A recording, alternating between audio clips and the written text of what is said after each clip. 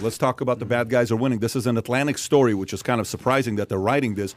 Today, great article, by the way. Today, the most brutal members of Autocracy, Inc. don't much care if their countries are criticized or by whom. The leaders of Iran confidently discount the views of Western infidels. The leaders of Cuba and Venezuela dismiss the statement of foreigners on the grounds that they are imperialist. The leaders of China have spent a decade disputing the human rights language long used by international institutions successfully, convincing many people around the world that these Western concepts don't apply to them. Russia has gone beyond merely ignoring foreign criticism to outright mocking it. If America removes the promotion of democracy from its foreign policy, if America ceases to interest itself in the fate of other democracies and democratic movements, then autocracies will quickly take our place as source of influence, funding, and ideas. If Americans, together with our allies, fail to fight the habits and practices of autocracy abroad, we will encounter them at home. Indeed, they are already here. If Americans don't help to hold murderous regimes to account, those regimes will retain their sense of impunity. They will continue to steal, blackmail, torture, intimidate, inside their countries as well as inside ours. Thoughts?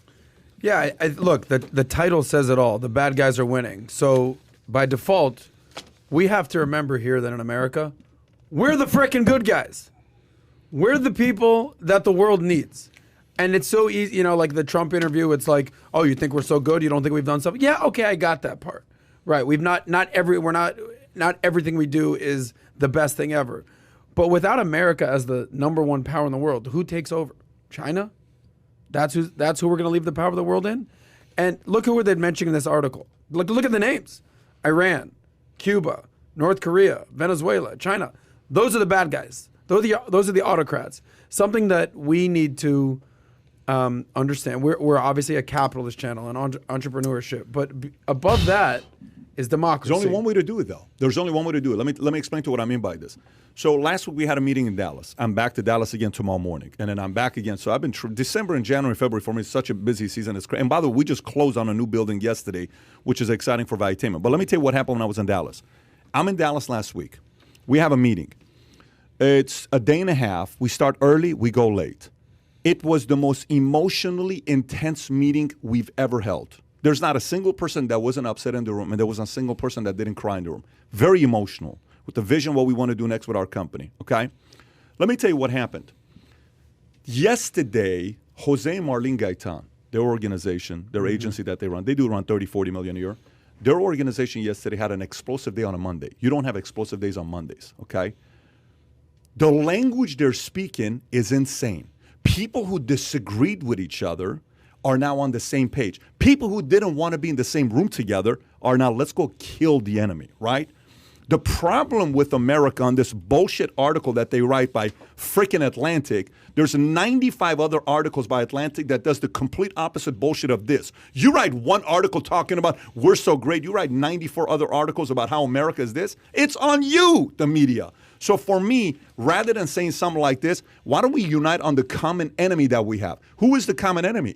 You don't see a common enemy today. You see AOC on one side, Manchin on the other side. Trump's the enemy. In America, the enemy is the opposite political party. That's the biggest problem. Well, but that's caused by the Atlantic being part of the mainstream media. But it's not just the Atlantic. I'm not saying my enemy point is our past. The point I'm trying to make with the media is, as much as the media wants to write noble articles like this, how about we hold you accountable for having caused this division in America today? How about we hold you to the fire for all this bullshit you do with journalism that you have to be held accountable for? You given actual journalistic integrity? You ain't got no journalistic integrity. So you write one article, you think you're all noble, now you want to go out there and talk about this? No.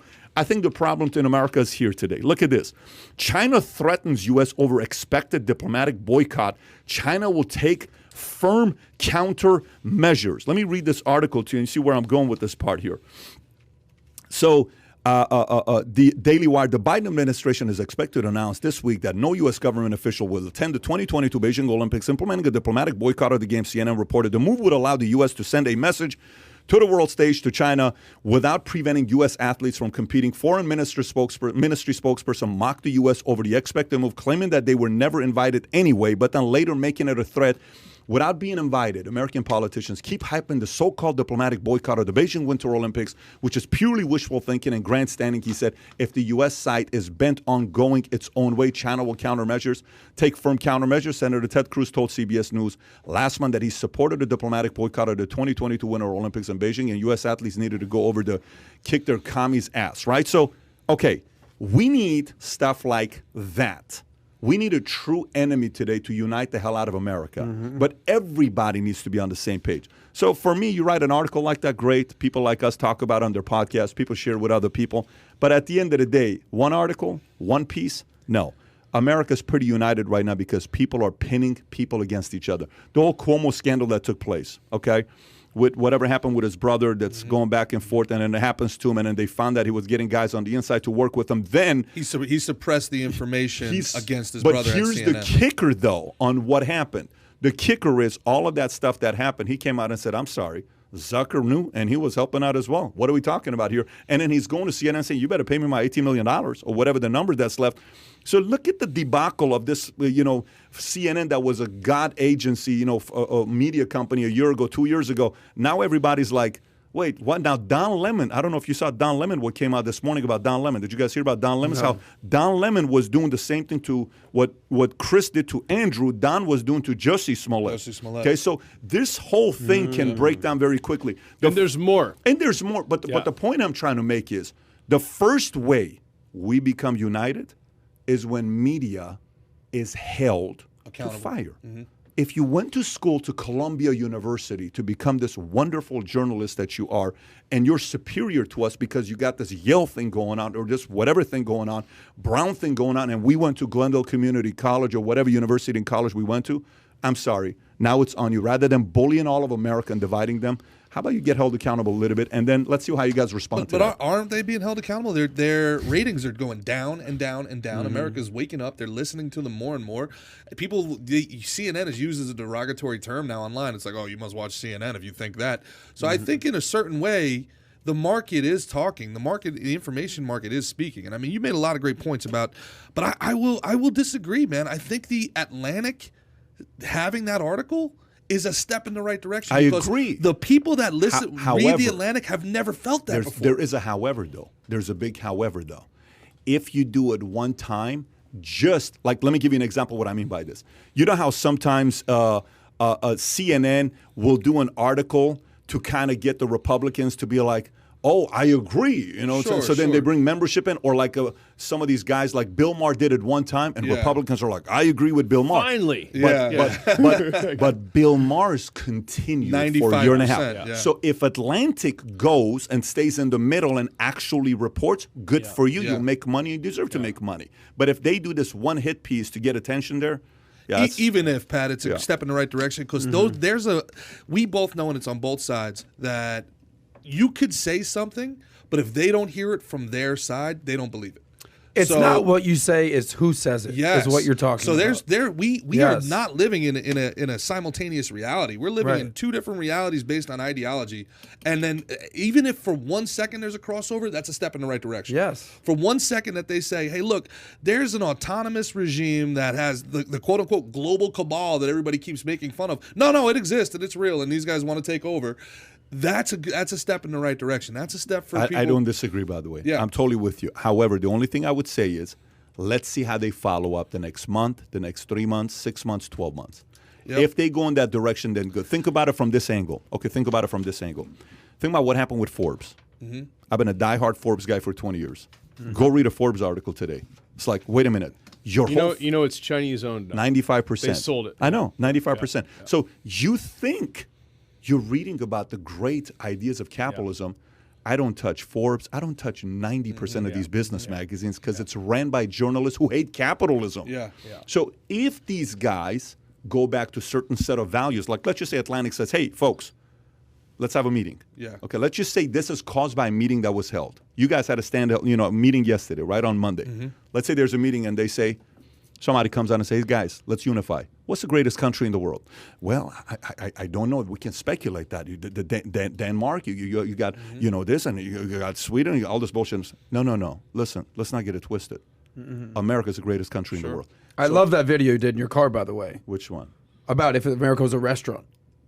If America was that's right. If everybody wants to come to America.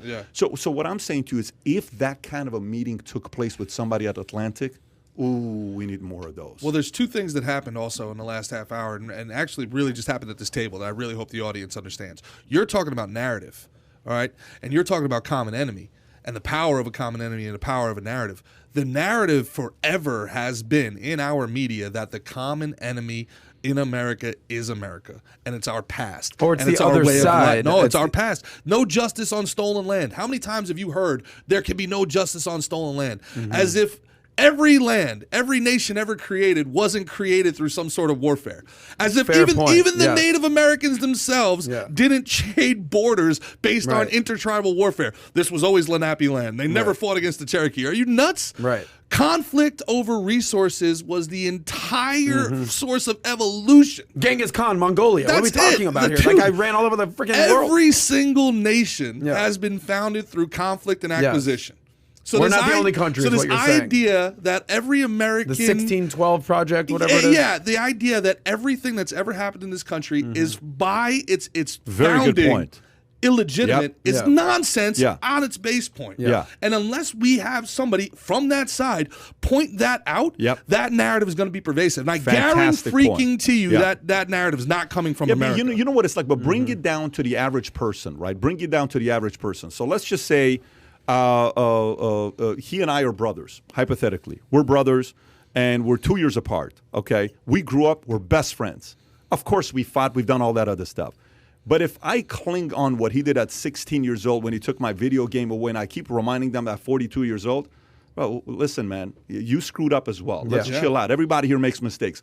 So there is a community. It's even worse than that, Pat. It's somebody who looked like him stole your phone 16 years ago. And you're holding him accountable. Yeah. So if you enjoyed this little short segment from the podcast that we did, here's another short segment to watch. Or if you want to see the entire podcast, click over here. Take care, everybody. Bye-bye.